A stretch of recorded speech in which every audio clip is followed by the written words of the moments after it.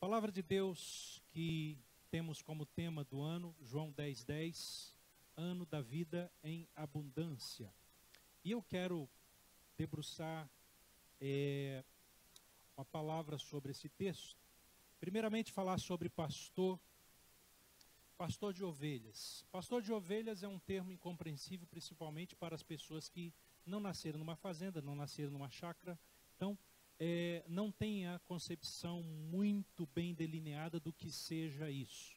Muitos de nós, inclusive, que somos urbanos, sequer temos noção de criação de qualquer coisa, de qualquer animal. Então, o pastor de ovelhas, para quem tem essa afinidade, esse texto ele fica mais claro. Porém, mesmo nos dias de hoje, esse texto e esta dimensão do que significa pastor de ovelhas, nós temos muito que aprender sobre aquilo que Jesus se debruça a falar sobre pastor de ovelhas. Em João capítulo 9, se você voltar um pouquinho o texto, nós temos ali descrito, Jesus fala sobre luz e Jesus fala sobre trevas. Quando ele diz sobre luz e trevas ali, ele também entra num debate com os judeus, especialmente porque eles expulsam um mendigo da sinagoga. Se você depois puder ler com calma, faça isso. Israel era um povo que era chamado povo e rebanho. Diga povo e rebanho. Nós vemos em vários textos da palavra de Deus falando sobre povo, sobre rebanho, sobre pastor, sobre curral, sobre toda essa noção que nós vamos começar aqui também ver nesse texto que Jesus fala em João capítulo 10, o bom pastor que dá a vida pelas ovelhas. Então nós temos vários textos, e no Salmo de número 100, versículo de número 33, ele diz: reconhecei que o Senhor é Deus, Ele nos fez e somos seus, somos povo e rebanho do seu pastoreio. Então o salmista diz isso, e Jesus, ele inicia aqui o seu sermão, e quando Jesus inicia o seu sermão, ele fala para um povo que conhecia desse assunto de certa maneira, tinha uma certa convivência com esses termos, pastor, curral, ovelhas. Então, Jesus, ele inicia o sermão e fala do aprisco. O aprisco, o que é o aprisco? O aprisco era um cercado feito de pedras, e esse cercado feito de pedras tinha uma abertura, ou seja, para a gente aqui poder exemplificar, para ficar mais fácil, você pensa num cercado assim, todo de pedras, alto, e uma abertura, que seria justamente essa abertura, como se fosse uma porta, para que entrasse então dentro desse curral. O curral era então separado ou delineado, margeado através dessas pedras, onde ficavam então as ovelhas. Durante a noite, o pastor, ele ficava na porta, nesta entrada, justamente para que ninguém entrasse por esta porta e pudesse então ter acesso às ovelhas. O pastor ficava onde, igreja? Na porta. Era comum que dentro de um aprisco estivesse várias ovelhas, estivessem vários rebanhos, e ali ficavam então várias ovelhas, vários rebanhos, e pela manhã cada pastor chegava ali e chamava as suas ovelhas daquele curral onde ficava não só ovelha de um só pastor, mas de vários pastores dentro daquele mesmo curral. E o verdadeiro pastor é aquele que entra pela porta, e quando ele chega na porta, o que está na porta, que também é pastor, mas é porteiro, naquele momento, ele libera o acesso para que esse pastor possa entrar, porque ele é pastor. Agora tem uma questão diferente aí, que é o ladrão.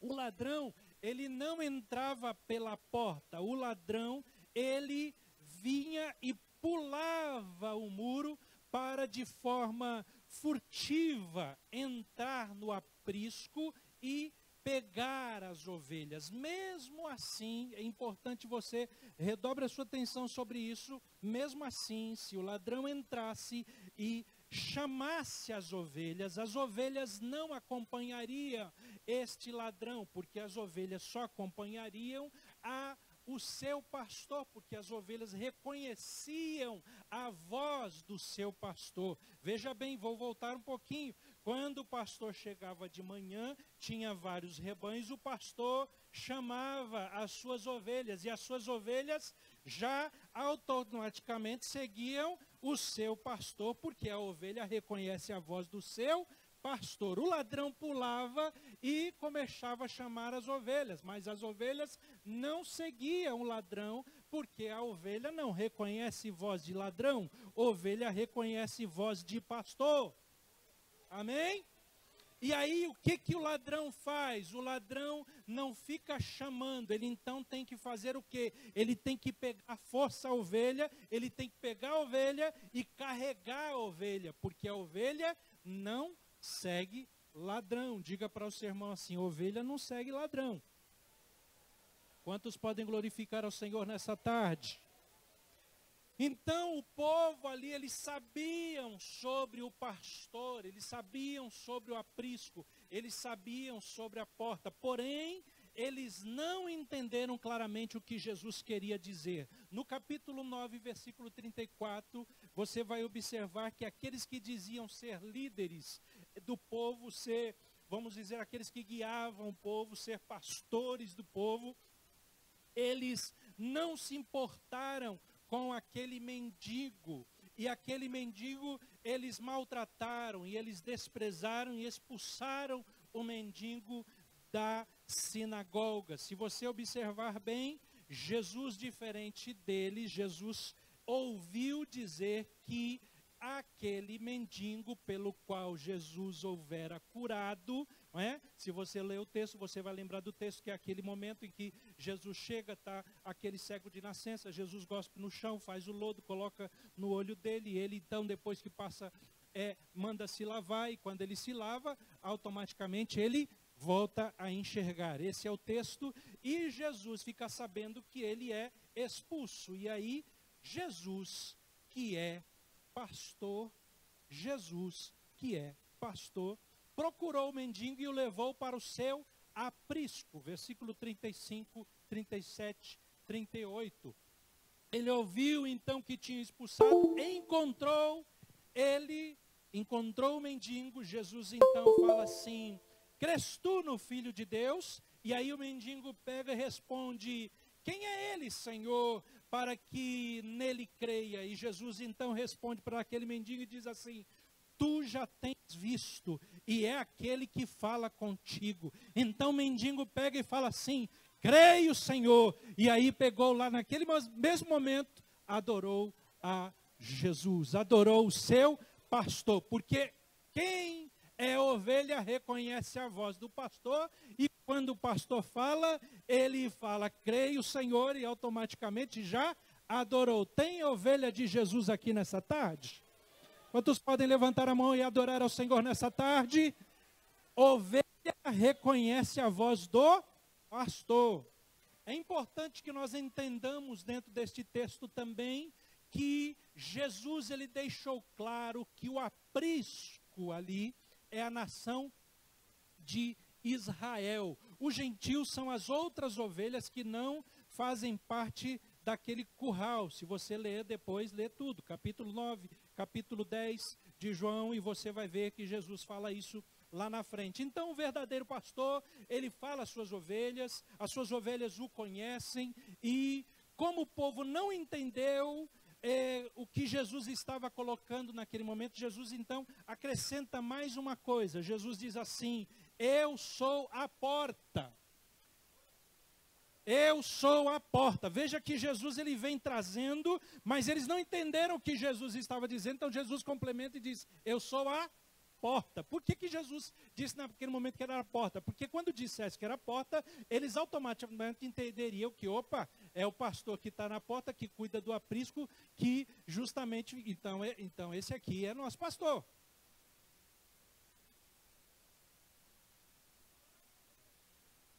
Jesus estava falando a princípio, veio para quem? Veio para os judeus. Outro ponto importante que é nós colocarmos aqui é que ele é o que permite as ovelhas, o pastor é aquele que permite que as ovelhas entrem e saiam do aprisco. E ele, além de permitir que estas ovelhas entrem e saiam do aprisco, o pastor é aquele que leva as ovelhas para campos verdejantes, para pastos fartos, pasto em que as ovelhas vão comer abundantemente. Os fariseus, irmãos, eles tinham então expulsado o mendigo da sinagoga. E Jesus pega um mendigo que estava dentro do aprisco dos judeus e traz para o rebanho de Deus. Eu e você fomos tragos, fomos resgatados para o rebanho do Senhor Jesus, o sumo pastor, o sumo sacerdote. É importante também que saibamos que o pastor, ele não só conduz então as ovelhas para fora, mas ele também conduz as ovelhas para dentro do rebanho. Não só para fora, mas para dentro do rebanho. Diga para o seu irmão assim: você faz parte do rebanho de dentro. Diga: você faz parte do rebanho de dentro. Deus um dia te resgatou, te trouxe lá de fora. Lá de fora. Talvez você que está aqui participou em algum momento de alguma religião, de alguma crença. E talvez naquela crença você achava que você tinha um pastor lá. Mas você percebeu que você foi expulso, foi excomungado. Em algum momento você percebeu que você não tinha pastor. Aí o Espírito Santo de Deus tocou dentro da tua vida, tocou em você, você creu em Jesus e Jesus pegou e te trouxe para dentro. Jesus te trouxe para o rebanho dele. Jesus te trouxe para próximo dele. Agora você faz parte do rebanho de Deus. Aleluia. Quantos podem glorificar ao Senhor nesta tarde? Aleluia. Um outro aspecto que é importante nós colocarmos nesta tarde é que Jesus é a porta da salvação, conforme João capítulo 10, versículo 9. Mas esta porta da salvação, que ora vemos, nós vemos aqui que todos os que creem nele entram no rebanho de Deus, são privilegiados em saírem e encontrarem pastos verdejantes, porque esse pastor é um pastor que tem sempre pasto verdejante. Esse pastor não deixa o seu rebanho passar fome. Esse pastor não deixa o seu rebanho isolado. Esse pastor não exclui nenhuma ovelha. Se precisar, ele vai deixar guardada 99 e vai atrás daquela que porventura se perdeu, se machucou, se caiu, mas esse pastor, ele traz todas as suas ovelhas para perto dela. Quantos servem esse pastor aqui nesta tarde? Pode glorificar esse pastor? Jesus é o sumo pastor. Jesus é a porta da salvação. E ao verificarmos que Jesus é a porta, irmãos, nós então começamos a ter uma imagem real do que isso significa. Por quê? Porque ele livra os pecadores da escravidão e os leva à liberdade. Veja bem, aquele cego estava sob uma escravidão.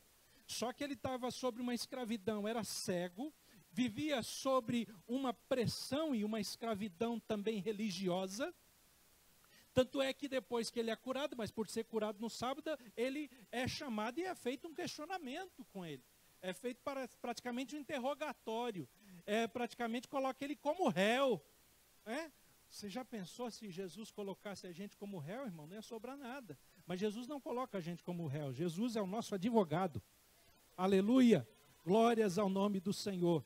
Então, Jesus, que é a porta, que é a salvação, ele livra os pecadores da escravidão e os traz à liberdade. Aquele cego, quando perguntou, quem é esse para que eu possa então crer nele? Jesus fala, esse que fala contigo. Então o cego fala, eu creio, e logo de cara adorou a ele, porque ele viu, ele foi liberto, né? Foi liberto, começou a enxergar.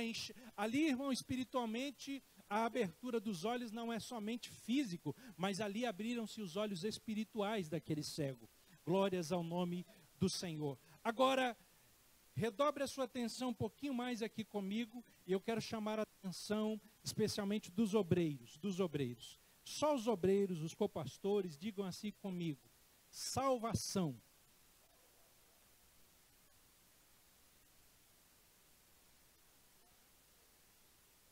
Hoje tem se pregado muito pouco sobre salvação.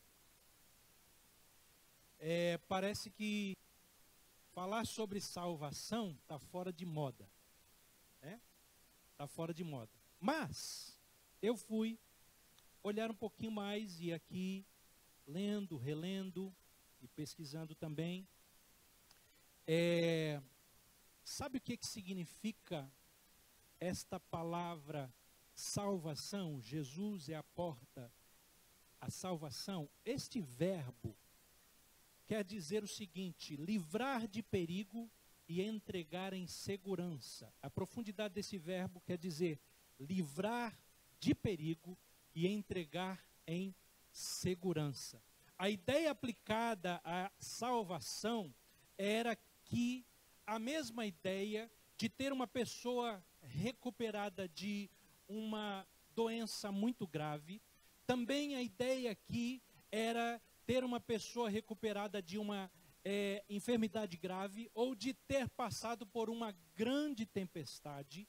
Outra ideia da salvação aqui é de sobreviver a uma guerra ou também da pessoa ser absolvida de um tribunal. Tudo isso está dentro do contexto do que significa salvação. Quando Jesus diz assim, que Jesus é a porta da salvação, então esta palavra, a raiz dela, vem carregada justamente de toda essa conjectura, de todo este contexto. Ou seja, era mesmo que dizer, olha, esta pessoa está sendo salva de uma doença gravíssima, esta pessoa está sendo salva de uma tempestade tamanha, esta pessoa está sendo salva de um momento em que ele seria condenado, mas ele foi salvo e por isso ele não será condenado. Esta pessoa estava no meio de uma guerra, mas ela foi salva. Este é o sentido da salvação, desta palavra salvação. E por que eu chamei a atenção dos obreiros aqui? Porque nós devemos falar mais sobre salvação nas nossas igrejas. Amém? Salvação, é salvação. Jesus é a porta da salvação. Jesus não é a porta da esperança para carro novo. Jesus é a porta da salvação. Jesus não é a porta para ficar milionário. Jesus é a porta da salvação. Jesus é a porta da salvação que livra o homem daquilo que nenhum ser humano poderia livrar. Jesus é a porta da salvação para tirar o homem da miséria que nenhum ser humano poderia tirar. Qualquer bilionário, trilionário, a pessoa mais rica desse mundo, ou as pessoas mais ricas, que são poucas, estão lá no topo da pirâmide. Se pegar todos eles, nenhum deles tem poder com todo o dinheiro deles de salvar, trazer a salvação para o homem. Mas Jesus é a porta da salvação. Ele tira o homem do monturo, ele coloca o homem em lugares celestiais, em lugares onde logo mais estaremos andando por ruas como de ouro, amém? Como diz Apocalipse. É esta porta da salvação. Eles não podem trazer esse tipo de salvação, mas Jesus pode trazer esta salvação. Aleluia. Quantos podem glorificar ao Senhor nesta tarde? Você pode levantar a sua mão e falar, obrigado, Jesus, pela salvação da minha alma. Aleluia. Glórias ao nome do Senhor Jesus. Aleluia. Glórias ao nome do Senhor. Jesus, irmãos, então, ele falava em especial aos líderes daquela época, que todos são, quando Jesus coloca o verbo aqui, ele diz todos são ladrões e salteadores. Ele não disse todos eram ladrões, porque se ele dissesse que todos eram ladrões, ele estava dizendo que todos os profetas, todos que vieram antes, eram, né? Mas ele diz aqui, todos são, portanto, aqueles naquele momento que estavam ali, eles eram ladrões e salteadores. Versículo 8 do capítulo 10, você pode ler depois. Eles não tinham a aprovação de Deus para exercerem tal ministério. Eles não tinham a aprovação de Deus. Muitos estavam ali não com a aprovação de Deus, estavam se fazendo passar e achavam que por ter a lei de Moisés e se debruçavam na lei de Moisés, achavam que então eles eram escolhidos, eram chamados, mas não tinham a aprovação de Deus para fazer o que faziam, para exercer o que exerciam. E eles, então, portanto, não eram pastores verdadeiros. Você quer saber se isso está de acordo com a palavra ou não? É você pegar o exemplo que Jesus deu do mendigo. O exemplo do mendigo foi muito claro, foi uma lição justamente que eles eram ladrões e salteadores. Eles são capazes de fazer, foram capazes de fazer aquilo que fizeram, expulsar o mendigo, porque Jesus tinha curado ele no sábado. A questão ali estava no sábado, de cumprir a lei, de ter que ser exatamente daquele jeito, daquela forma. Se não fosse daquela forma, então não poderia ser. Você já pensou se Jesus te encontrasse e te trouxesse para o rebanho dele na forma que até eu, de repente, achava que você deveria vir? Quantos chegaram até o altar caindo, bêbado? Quantos chegaram até o altar drogado?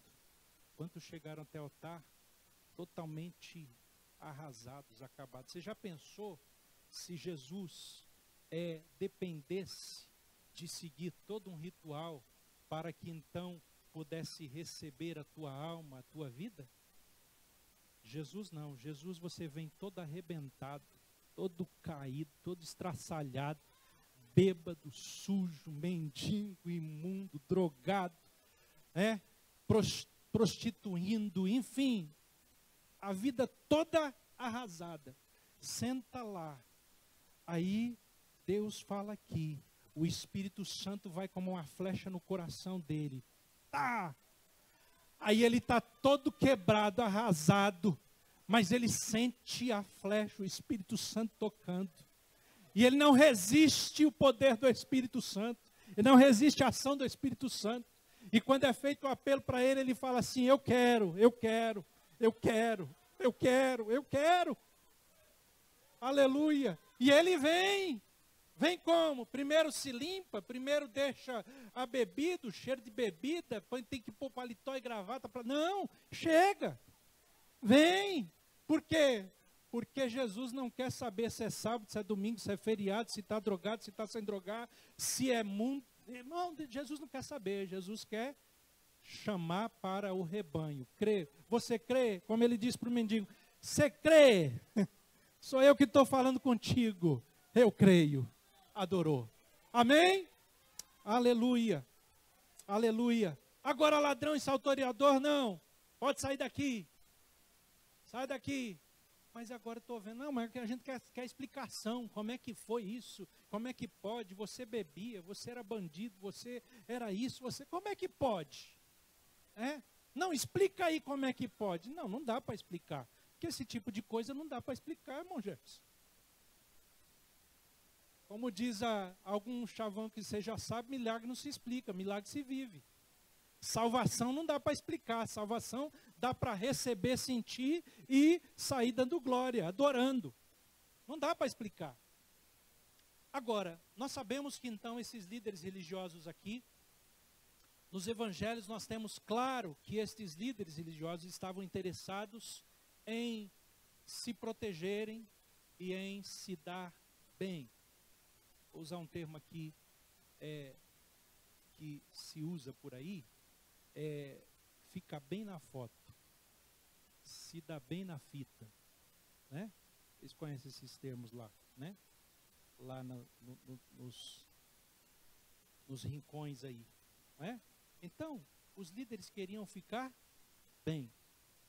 E você pode observar isso em Lucas 16:14, quando esses líderes, eles ali são, nós vemos como eles eram gananciosos. Um outro texto também da palavra de Deus em Mateus capítulo 12, versículo 40, vemos que eles se aproveitavam das viúvas necessitadas. Um outro texto da palavra de Deus em Mateus 21:13, vemos que eles transformaram o templo de Deus em covil de salteadores e lobos, bandidos. E em João, para encerrar aqui essa parte, para você entender o quanto eles eram ladrões, salteadores, e o que Jesus estava ali falando para eles, em João capítulo 11, versículo 49 a 53, ali eles tramaram a morte de Jesus para Roma. E por que eles tramaram a morte de Jesus para Roma? Para não perderem os privilégios dados por Roma a eles. Então, o verdadeiro pastor, ele vem salvar as ovelhas, enquanto os falsos pastores ou os ladrões, os salteadores, eles se aproveitam das ovelhas. Ele arranca as ovelhas, carrega as ovelhas, arranca a lã das ovelhas e depois abandona as ovelhas.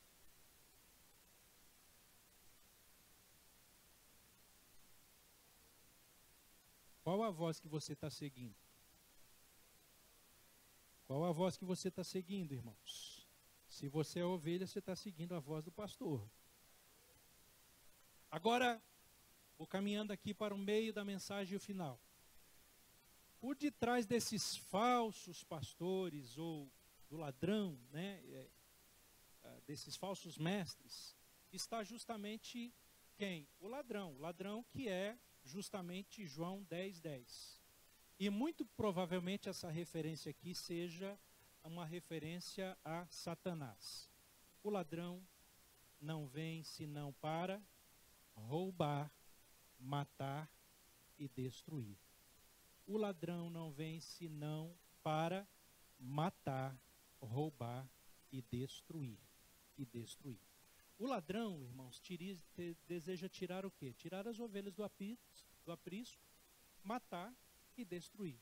Agora, nós vemos aqui em João, capítulo 10, versículo 27 a 29, que mais adiante lá,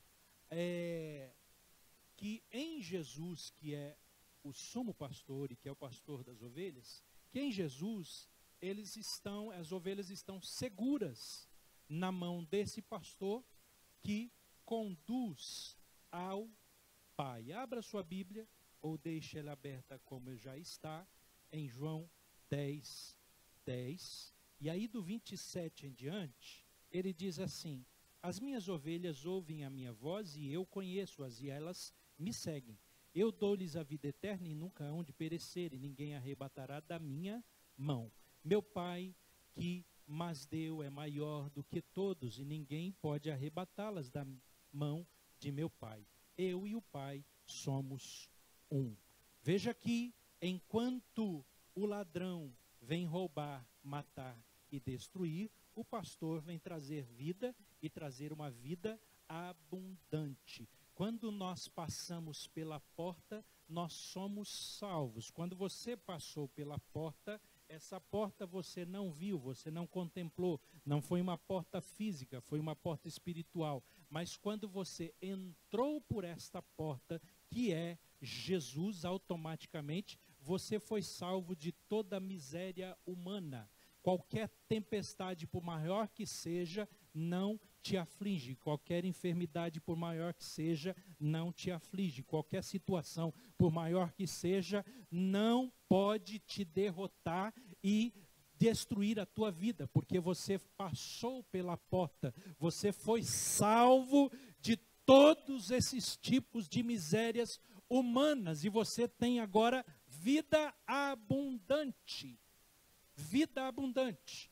Quando alguém diz assim, alguém pode imaginar e pensar que então você não vai ter nenhum tipo de problema, de enfermidade. Mas a Bíblia é maravilhosa porque Jesus disse: no mundo tereis aflições, mas tende bom ânimo. Eu venci o mundo. Glória a Deus. E através de Jesus Cristo, que é a porta da salvação, nós também estamos vencendo e venceremos a cada dia mais. Então, quando nós passamos pela porta, nós somos salvos e recebemos vida. Quando entramos no rebanho e quando saímos para as pastagens, então nós desfrutamos de vida abundante. Sabe o que você está contemplando aqui hoje? Parte desta vida abundante aqui, para daqui a pouco ter a vida plena, na sua plenitude, abundante, lá no céu, sem dor, sem enfermidade, sem problema, sem nada disso humano. Aqui, você passa por tudo isso, mas o Espírito Santo está com você e te dá força para passar por tudo isso. Você já vive uma pré-vida abundante, vamos dizer assim. Amém, igreja? Amém? Por que tem gente pulando de prédio? Nunca, na pandemia, você sabe que cresceu assustadoramente o número de pessoas que entraram em depressão. Deixa eu dizer uma coisa para a igreja. Redobre a sua atenção aqui. Redobre a sua atenção. Diga assim: eu tenho o Espírito Santo de Deus. E em nome de Jesus Cristo, eu não enfrentarei nenhum tipo de depressão na minha vida. Coloque a mão no seu coração e diga assim: eu creio que em nome de Jesus, todo medo, todo pavor e toda seta que seja de depressão estão caídas por terra agora, em nome de Jesus. Não aceite esse vírus, essa enfermidade, esse medo, esse pavor que tem tomado conta do mundo. Você é ovelha de Jesus. Você faz parte do rebanho de Deus. Aqui tem alimento. Amém? Aqui tem alimento. Se você crê, você não precisa de psicólogo. Se você crê. E desculpe os psicólogos que estão aqui, mas se você crê, você não precisa de psicólogo. Existem enfermidades e enfermidades. Agora, querido, esse medo que está por aí não é essa enfermidade para psicólogo. Esse assunto que está por aí,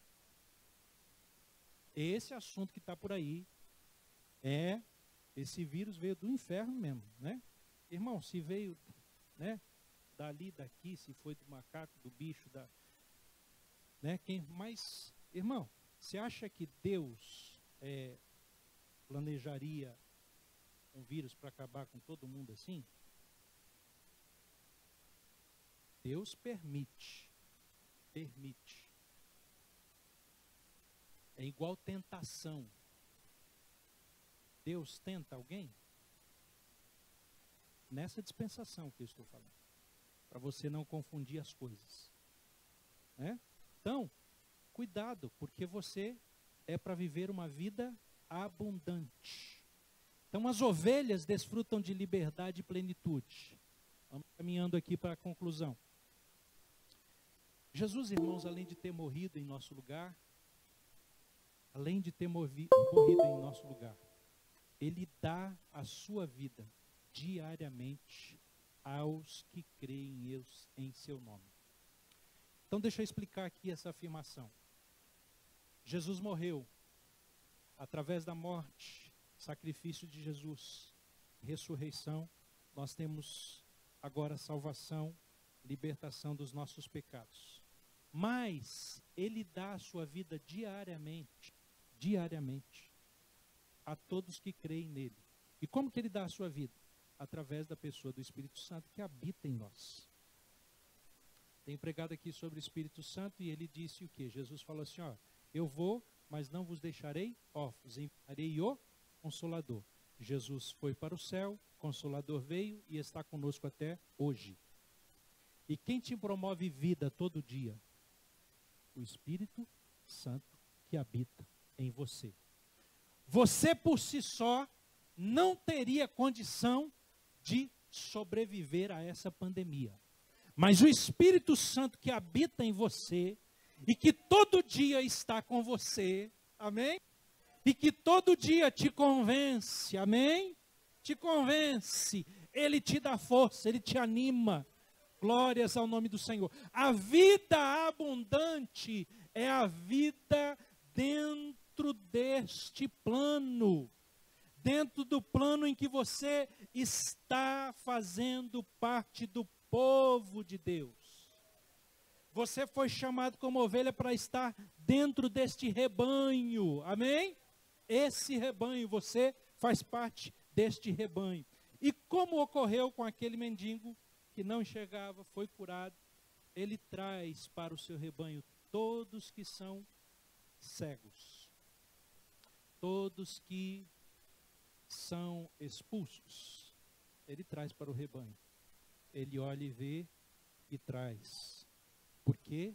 Porque Ele ama. Esta é a vida em abundância. Quero ir para a conclusão aqui nesta tarde e dizer então que você, este ano, em nome de Jesus, a vida abundante não está nos bens que você possa ter, no dinheiro que você possa ter no banco, no tamanho da casa que você vai comprar, no emprego bom que você vai ter. A vida abundante está em que Deus, através do seu Filho Jesus Cristo, pela pessoa do Espírito Santo, trouxe você para um lugar onde os excluídos são incluídos. Levante a sua mão e diga assim: eu era excluído, mas agora eu fui incluído. Amém? Quantos podem glorificar ao Senhor por isso? Querido, você estava excluído, todos pecaram e destituídos estão da glória de Deus, mas através do sangue de Jesus Cristo, você não mais é excluído, você agora é incluído, você faz parte. Lugar de abundância é lugar onde os que não veem, enxergam. Antes você não enxergava, amém? Você olhava para as coisas e via as coisas como elas eram assim. Ah, o mundo é assim, vai acabar assim, se eu morrer não sei para onde eu vou. Fica um monte de pergunta, mas agora não, agora você vê. Você enxerga. Deus te curou, amém? Deus abriu os seus olhos, a sua visão espiritual foi ampliada. Você tem vida abundante, você enxerga de forma abundante. O que mais? É um lugar onde existe pasto verdejante e vida eterna. Levante a sua mão e diga: eu tenho pasto verdejante e vida eterna. Fique sobre seus pés. Aquele hino está aí, a letra está aí. Playback está aí, a letra está aí, deixa pronto. João 10, 28. Dou-lhes a vida eterna. Quem está comigo, diga amém. E dou-lhes a vida eterna. E nunca, vou repetir, e nunca hão de perecer. Se o diabo está tentando dizer para você que vai acabar com a tua vida, você é ovelha do rebanho de Deus, a tua vida é uma vida em abundância. Você está caminhando em abundância. O teu pastor, o sumo pastor, te chamou para a abundância. Amém? Glórias ao nome do Senhor. E ninguém as arrebatará da minha mão. Amém? Amém? Fala para o seu irmão assim: ninguém vai te tocar, porque você faz parte do rebanho de Deus. Amém? Você faz parte do rebanho de Deus. Amém? Ninguém te toca. Tem o pastor que está na porta. Ele está guardando. Amém? Ele está cuidando das ovelhas. Ele está tratando das ovelhas. E ele traz vida em abundância. Diga assim: 2021. Ano da vida em abundância. João 10:10, e eu concluo. Diz assim: o ladrão não vem senão para roubar, matar e destruir. Vamos juntos? Eu vim para que... Vamos de novo. Eu vim para que tenham vida e a tenham com abundância. Fala para o seu irmão assim: 2021 é ano da abundância na tua vida. Vida abundante, vida abundante. Amém? Vida em abundância, vida em abundância.